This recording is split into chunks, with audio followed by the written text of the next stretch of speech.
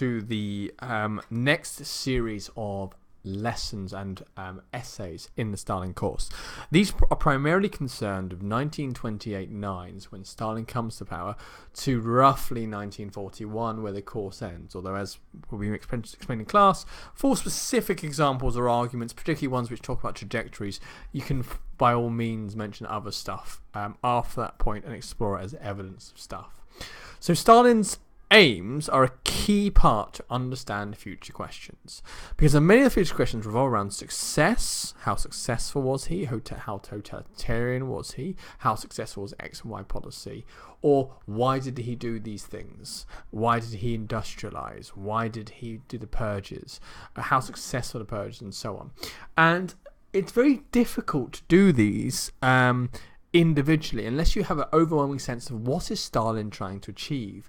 Because before this point, students often have a sense of someone who's very politically pragmatic, very, very good at getting stuff done, quite cynical and relatively zero-sum. However, they don't really understand what his ideology is, and it certainly shouldn't be you looking at socialism in one country and assuming that's what it is, because as we've mentioned last lesson, that's not a real thing.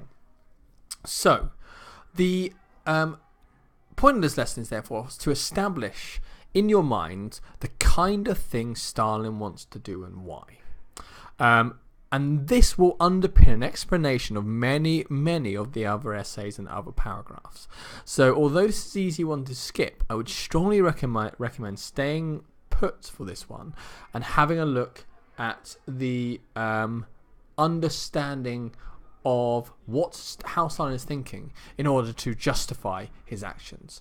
Now, there's a contradiction at the heart of this. Stalin is simultaneously less ideological and more totalitarian than Hitler. So, unlike Hitler, who at his best time compromised, Stalin's ideology was very much subservient to other factors. With Hitler, you get the sense of someone whose own incompetence and political situation frustrates his efforts and his ideological mission.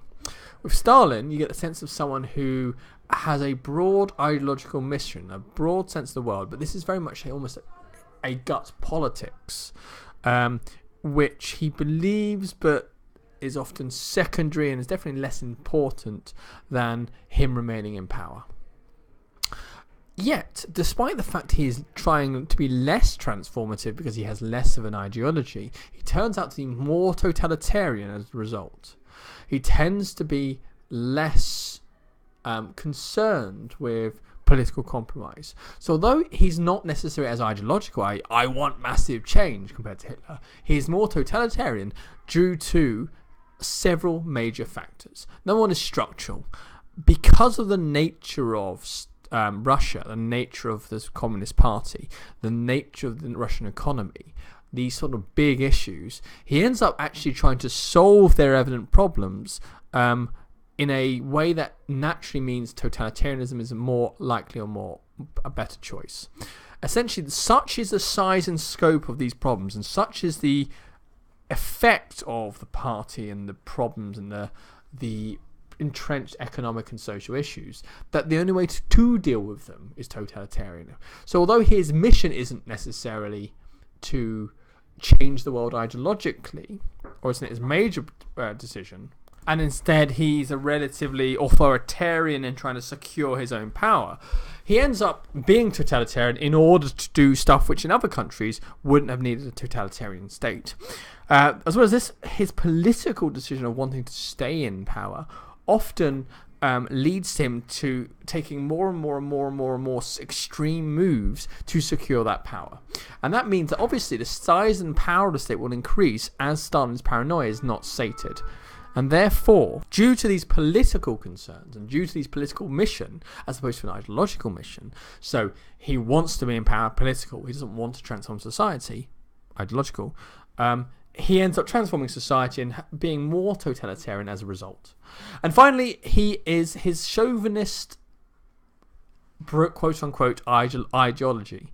The fact that he has a worldview which is often not very ideological, isn't based on high theory or concepts about the future or individual ideas, but is heavily limited as a result of the almost cultural factors or the racial factors, or the religious factors, or the gender factors, which Stalin do not like. So almost his response to, say, the Ukrainians is brutal and is huge, not because he is anti-Ukrainian on principle or ideology, but because he doesn't like them on racial and political grounds. So his racism, his nationalism, his anti-Orthodox religion, his misogyny and so on, that all pushes a lot of the actions he does, which then help contribute towards the totalitarian state.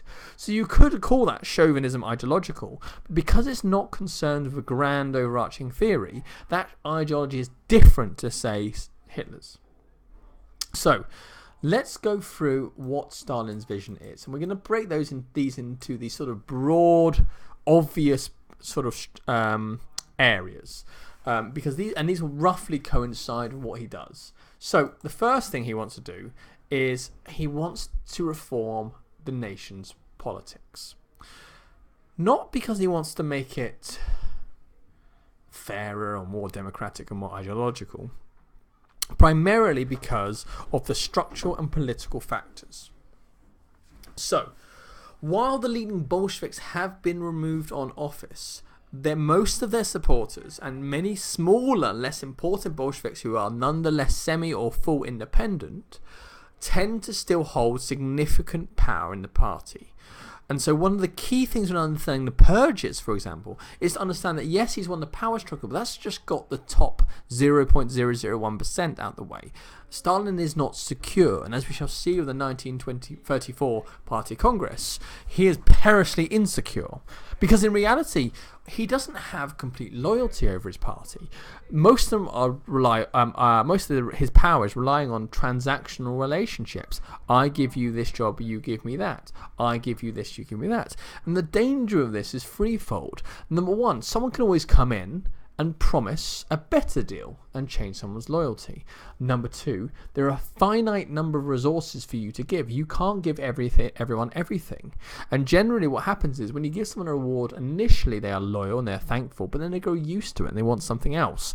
And therefore this is only useful for the short term or in small groups. And in addition to this, Stalin can keep a transactional relationship with people he knows or people in the rung below him and below that, but he can't run the entire nation by having personal deals with them in order to build loyalty. So in reality, his position, although it's very helpful for winning the power struggle, is still weak and he can be removed. And therefore, areas of party, areas of government are only tenuously under his control. They technically follow him. If he ordered them to do something, they probably would. But at the same time, they could possibly rebel against them. They have their own ideas, and they could be used to form an alliance or a block against him. So from within the government, the first 4 points, his major driving goal is to secure control over the apparatus of state and party. Because if you have control of the apparatus and state, you have the people who are loyal, have the control over it, you reduce the chance of an internal coup. And in Russia, internal coup is always much more greatly likely to happen than an external revolution because of the power of the state and the size of the population. In addition, over the people, he also does not have the control he wants. Most of the public, particularly those outside of Moscow and in the countryside, at best are lukewarm supporters of communism. They are not massive fans. They remember war communism and so on. And at best, their loyalty is kept by NEP, which, as we've mentioned, has already been slated for the chopping block. And these public, even if they have an okay attitude towards communism, they don't necessarily have a great attitude towards Stalin. And therefore what ends up happening is Stalin's base of popularity and communism's base of popularity, and thus protection from revolution, protection from insurgency, and ability to make sure people do what they're told is very weak. So in reality, there's a libertarian almost passive acceptance of communism, which is not strong enough to base an entire dictatorship. Because while that works in 1929, come economic failure, come invasion, come problems, come inspirational alternative party, etc., these people might rebel. And more than that, as we shall see, this libertarianism, this rejection of the control of the state, particularly amongst the peasantry, who, if you remember, the peasants really don't meet anyone from the state in their isolated communities very often. They tend to be resistant to any suggestions, even good ones, because they don't like the idea of the government telling them what to do. And therefore, this ends up creating a problem if you want to make a structural change to society or an economic change. You want to modernize agriculture, these peasants are going to say no. So you need to make sure you increase the discipline and control of the masses in order to secure the base of your regime. And these are Stalin's leading political concerns. And I would contend that these are his primary concerns over and above the others. Quite logically, you can't rule if you don't have power. But also, in terms of Stalin's own personality and his own paranoia, he's naturally going to protect and focus on the issues which are around his own safety and security. So the next problems are related. If Stalin doesn't have control over the party in Moscow, the major bureaucracies and major government bodies in Moscow, he certainly finds it different to have these done in the regions. And this is something fundamental to understand in the next series of essays. There is a concept called the center-periphery conflict. The center-periphery conflict is the battle between Moscow and its environs, Central Party and outside,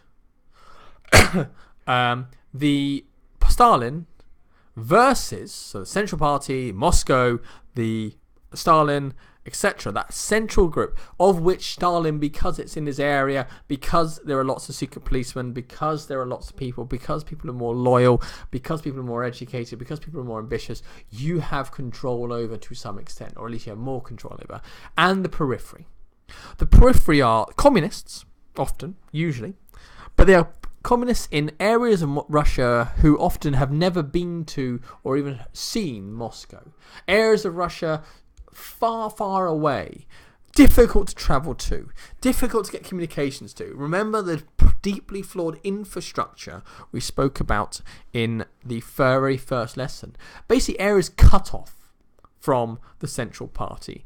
And these will end up ignoring, frustrating, limiting, or not even doing, or incompetently applying the laws and the rules of the centre. So you've got these individuals in these regional offices, let's say Siberia, who they have an order through from central office, so not from Stalin himself, but from bureaucrats, and they look at it, and either they ignore it, or they limit it, or they don't do it properly. And there are many reasons for this. So, number one, they are closer, often been selected by local party chairman to represent the local people. They understand the local people like the centre won't. They understand when there's been a problem to local people. And they see their job as, yes, as well as doing the central party rules here and there, to make sure there's peace and stability. Because obviously there's revolution in their district, in their town, then they're the first ones to get fired. So in order to try and get stuff and get the stability, they may limit or choose to tactically ignore a certain instruction which might damage or cause problems or just won't work in their city. And in particular, this is them taking into account the local economy, local situations, in order to try and work out, will this work or will this not? So actually, we might say this is actually quite good decentralized decision making, and this is often what you want people to do. The problem with this in Stalin's state is he does not want people acting on their own independent mind. And this is a problem for him, and he's going to want to crack down on this. There are some people who, when they're given orders to do stuff, often won't do it properly in order to get bribes or and make alliances in their own level. And essentially, while there are patronage networks and alliances and ways to make money in the top party, imagine the exact same thing all the way down. So you might get an offer to, for example, you might get told to fire the managers of particular underperforming factories. But if one of them pays you a bribe, or if one of them in return promises to help protect you, then you won't listen to it. And particularly a lot of the NKVD men, the secret police who end up going to these regions, end up, to protect themselves, making deals with the local party bosses to not see anything bad and in return get preferential treatment and get protected on their own. Okay, so in order to protect themselves through their own patronage networks or gain corruption, they end up resisting the rules of the centre, because if the first two are about making policy work or making the people happy, these ones are very much about their own political power, their own security, and their own sort of wealth. The last one is, a lot of the people in these regions come from the regions, and these regions are very often full of farmers who are poorly educated, tend to already have this cultural resistance to the centre. Think about how people in London are treated in the countryside, and you get an idea of how much 100 times worse it is in Russia.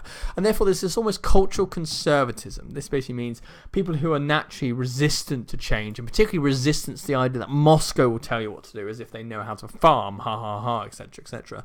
And therefore almost this acts as a barrier, because many people go, well, I'm not going to listen to that, and I don't respect that. Now, we can point out that a large reason people think they can get away with this is a lack of oversight. And oversight is when someone keeps an eye on you. So, because the communication networks are so poor, because the administration of the centre is so poor, because it's really hard to get people to and from these peripheries, because they're so away and so isolated, and it's so hard to work out what's actually going on in there, and because the secret police are often quite bought off in turn by their local party bosses, it ends up being really hard to keep an eye on them. This is a massive problem. Because in reality, if you want to do economic change, social change, even political change, and the local government are ignoring you for whatever reason, that is a massive problem. So you can argue that this is not only bad because it's in the periphery, but to some extent, some parts of the government which has offices or bases in these periphery regions. So the OGPU, then which then becomes the NKVD, and the army, which has military bases everywhere, these bases often have the same thing. They're told to do something, but obviously they're so far away, who's going to catch them? And because they are carrying out these 5 major bullet points, they are less likely to fully complete them or even do them at all. So this structural problem is massive for Stalin. There's one thing, the political thing, yes, he's staying in power, but this is about doing what he wants to get done. And you can't really understand the purges and how industrialization goes and why it goes that way, for example, and why agriculture goes the way it is, without essentially understanding that Stalin is not doing this just because of ideological reasons. He's doing this to try and beat the periphery into shape and get him to do what he wants. Because as you can imagine, a man like Stalin is not happy with these structural issues. So what Stalin wants is he wants to get rid of or get into line the periphery so it does what it's told. That sounds really easy. It very much isn't. And actually, we can contend that Stalin improves where he is, what he does, but in reality, he does not achieve very much, and he definitely doesn't complete it. As well as this, he is thinking about the wider diplomatic context. Russia is surrounded by enemies. Imperial Japan, a fascist state that has made very clear wants to land in China, but also land in eastern Russia. China, who had some land taken from it and made it very clear it wants it back. The UK and France and USA, now we know that these guys will be their allies in World War II, but these 3 countries had sent soldiers to fight for the whites in the Civil War, which was less than 10 years ago. They are capitalist powers. They are the most avowedly anti-communist powers in this period, and therefore they end up being really, really, really great threat, because obviously what Stalin is suspicious of is that they will try and encourage revolution from abroad. And also Germany. Now, we know what happens in the end, so people will assume that they're a threat throughout. But actually, up until 1933, Germany is Weimar Republic. Germany is also a pariah state. A pariah state is one who's an outsider, like USSR. And it's natural, therefore, and there's a series of treaties you may remember from your GCSEs, where Germany and Russia end up not alliances, but making friends of one another. Obviously, when Hitler comes to power, they're an issue. But obviously, as I'm sure you remember from your GCSEs as well, Hitler and Stalin will make a pact. It won't be short-lasting, but it's not quite as simple as saying they are default enemies. And particularly in the early years, pre-1933-34, the enemies are not necessarily the ones who end up going to war with them. And Stalin's problem is this. He is the weakest foreign country of the advanced nations. These countries surrounding him are far, far better in all terms. Russia has a very poor military, so poorly armed, so in terms of its technology, its weapons, but also poorly led and poorly inspired. So politically, it's not very good. People don't want to die for communism. And also, in terms of leadership, the best people there are not being promoted. And often you have a periphery conflict where the people you want to be in charge don't get promoted because the people in charge of promoting them are the people also in the periphery. So because it has a poor military, because its politics and its unity and the popularity of the Soviet state is small, there's a huge fear that when you get invaded, you'll get destroyed, as the Tsar did in 1917, and there'll be an internal revolution. Okay. In addition, the terrible industrialization, infrastructure, and technology means that any long war effort, like what happened to the Tsar in 1917, is likely to go very, very, very, very poorly, as the soldiers are unable to be rearmed, the war is unable to be supplied, and therefore there's massive discontent and massive defeats. So Stalin looks at this and says, this is a massive deal. We need to be able to do something about this. So his fear is, yes, fighting a war, but also political. He fears there's a fifth column, a group within Russia who is now quiet. And they've learned from the Civil War, but the moment there is a sign of invasion, they will turn and they will join the Germans. Now, who the fifth column is varies. Sometimes he says it's the Orthodox Christians. Sometimes it says it's the working classes. Sometimes it's the peasants. Often it's the racial minorities. And to be fair, some of them do that.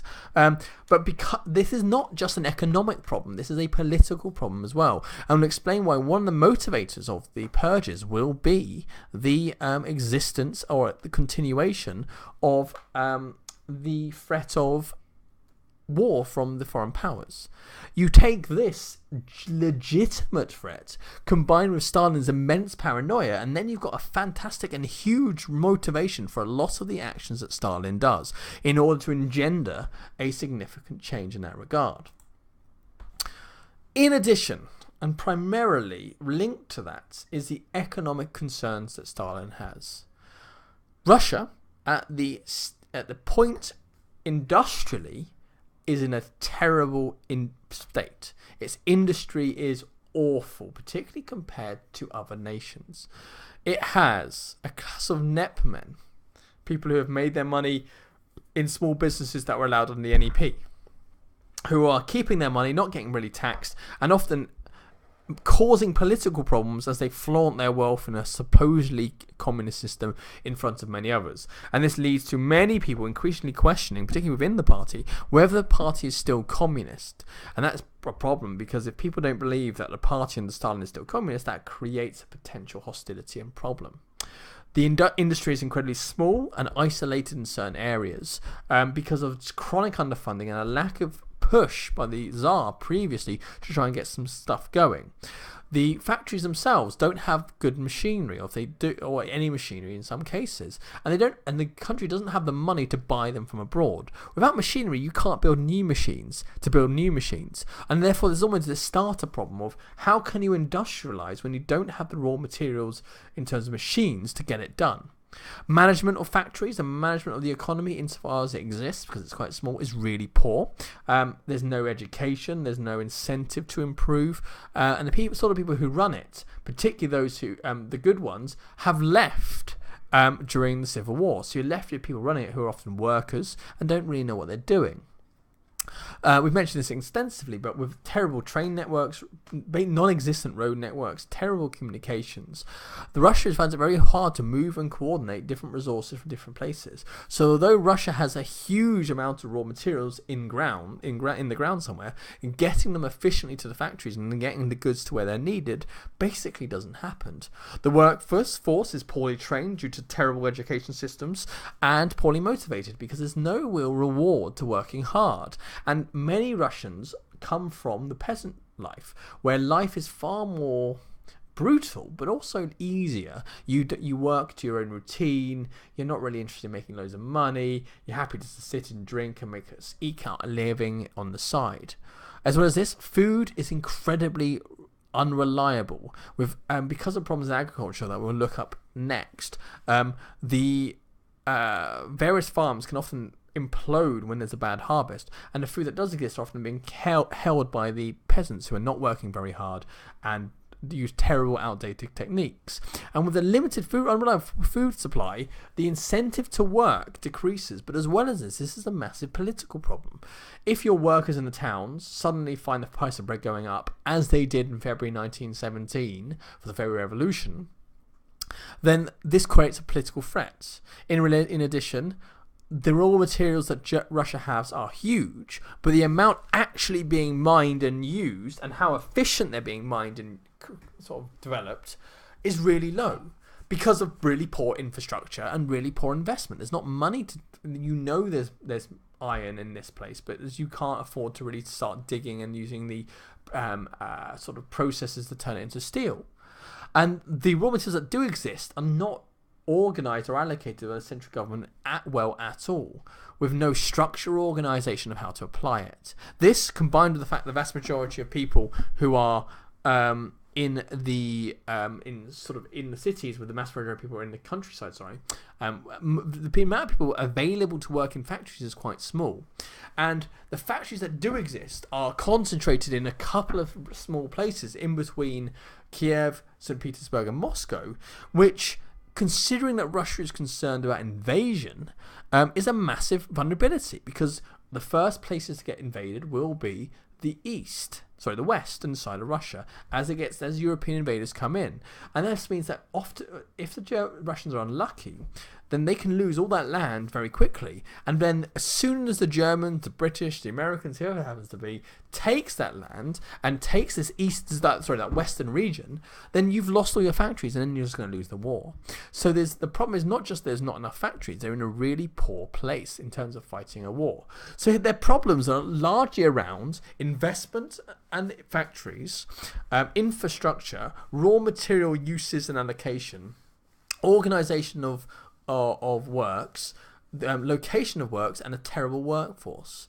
These are huge problems, and a lot of this will be leading to the drastic decision making which leads to the 5-year plans shortly afterwards.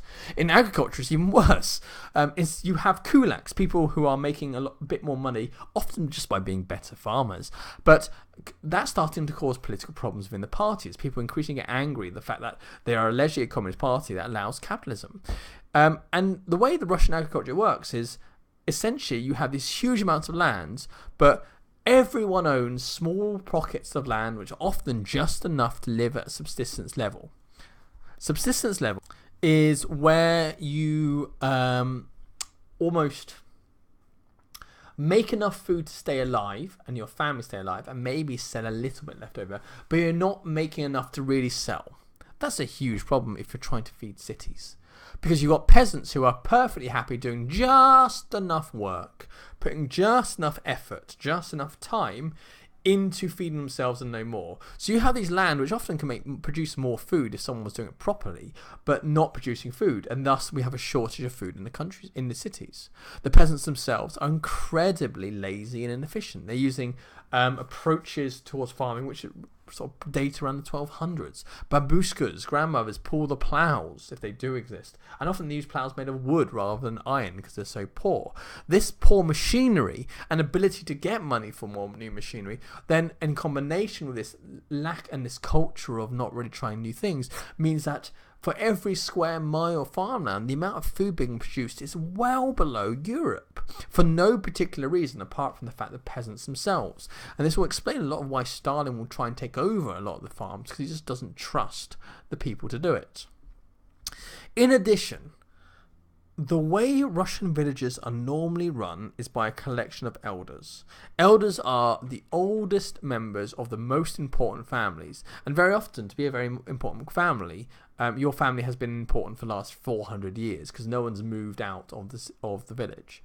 These village elders relatively do well off the status quo. They get the prime cuts of meat, they get respect, they might get a couple of bonuses here and there. We shouldn't say they're getting wealthy, but they do marginally better because of their position. They like how things are, and they've got a culture of we don't like change. And think like a very rural, sort of very anti-city culture, and combine that with the fact of essentially several hundred years of an attitude towards outsiders, which is negative. And these people are very suspicious of any external ideas. So what ends up happening is when you want to introduce new ideas or new people to train people and so on, you end up not actually very effectively getting stuff done. And therefore the village elders are a very negative force in trying to make changes to these problems. And therefore they need to be crushed. They need to be removed. In addition, because of poor infrastructure, you will have excess goods being made in the field in Siberia, but no way of that getting to the markets, the major cities, without rotting first. And therefore, because of all of this, particularly the role of elders, we have a culture in the villages where people do not really try very hard. People don't really work very hard. And the fact that people look at life in the cities and don't see many jobs, most people stay in the countryside, when actually you could happily have half a number of people in the countryside who are working harder get the same amount of food produced. And instead, those half of people who could be elsewhere could be in factories making the country richer. So you have villagers deliberately holding their people back, not wanting them to leave, and people not seeing jobs in the cities and therefore leaving the countryside, and a real culture of suspicion of outsiders. They don't like being told what to do outside their area, region, or even their village. So in reality, the agriculture is this profoundly suspicious, outdated, outmoded, doing their own thing culture, which is an anathema to Stalin politically. They are a threat if they're not in line, but also economically. If you want to make any sort of economic change, you need to increase the food supply. There is huge personnel, financial and cultural problems which need to be crushed with a collectivization plan, crushed with the purges. In terms of social issues, apologies for the interruption there, it paused. So I believe I was on this part here. So one of the thing about social policies and his attitude towards social ideals is he is somewhat mixed. He doesn't really care about social policies, particularly when combined to his other priorities, which are the ones mentioned before. And so therefore this will have less attention paid to it, less time paid to it, and so on. However, he is a profound social conservative who views society in a very traditional lens: gender roles, racial roles, sexuality, family, law and order, and so on. That matches the average Russian, and therefore him and the Russian often agree. And what they agree on is they look at what Lenin did negatively. They don't look at Lenin negatively necessarily, but they look at his reforms and the effect that had on society negatively. So what did Lenin do? Lenin was a proper egalitarian, a proper communist, in the sense that he believed that we shouldn't just focus on class when trying to make equality. He wanted gender equality, he wanted social equality, racial equality, and so on, equality of sexual orientation. And therefore, under his reign, there's a lot of efforts to make that happen. Now, we'll look at those in much more detail in a future lesson. But essentially, these are stuff like allowing easier divorce, allowing and decriminalizing homosexuality, for example. Okay, allowing minorities to have their own self-government within the communist sphere, obviously. And this stuff, in combination with the cultural experimentation, so experimentation in art, very modernist, sort of thing like almost like Weimar democracy, Weimar culture, very modernist music, very new approaches to writing and poetry, which often did not actually really please or impress most people in the parties because they were culturally conservative, ends up pushing a massive reform, a massive change on a legal basis. Now, because of this, because of these legal changes, there's a lot of hostility developed from below, a lot of hostility developed from people. And therefore what we see is a massive problem emerging, particularly when at the same time there's a concern that the numbers of people having families, the rise of single mothers, and the rise of orphans, which are not necessarily problems in themselves, but are viewed by problems by the socially conservative Russians, happen. There's a crime wave broadly associated, but there are other factors as well, with the above, and huge tensions in regions where legally they're equal, but they actually have less of a say. So almost the problem in social issues is twofold. There's been a huge amount of legal experimentation, which is causing a dissent and problems amongst the average party member, the average working class or peasant, whose values are quite conservative, in combination with the knock-on effects of the fact that, yes, you've changed the law, but the attitudes of people have not changed, so it just creates all the negative with very few of the positives, means that it also has a bad knock-on effect on on the world, and therefore attitudes of people, but also other facts such as economic policy. And therefore Stalin really, his instinct will be to go back on these social issues, go back on the social problems, in order to almost what he sees as correct the undoing of the sort of culture and time. So how does he deal with all these problems? How is Stalin meant to deal with for example, the facts, and how is he meant to create control over the central party, support and consolidation of power over the masses, dealing with the central periphery crisis and problem with the periphery, securing the country and preparing the country for a war it's currently not prepared for, improving the industry, improving the agriculture, and reforming the society to make it more cohesive and more socially conservative? Well, in reality, the answers are here, and they are the future essays.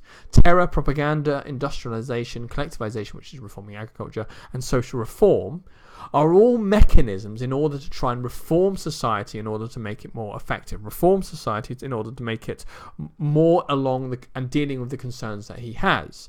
And therefore, whenever you get an essay question on any of these, which is why do they happen, although some of them have specific unique ones, like terror has Stalin's paranoia, you won't go far by mentioning these. So I'd strongly recommend, when we think about what has happened in each of these stories, and when we're trying to work out why it looks like this and why it's like this and why it's different to the Nazis, you need to understand the stuff Stalin is focusing on, the stuff he's trying to deal with, is inherently different.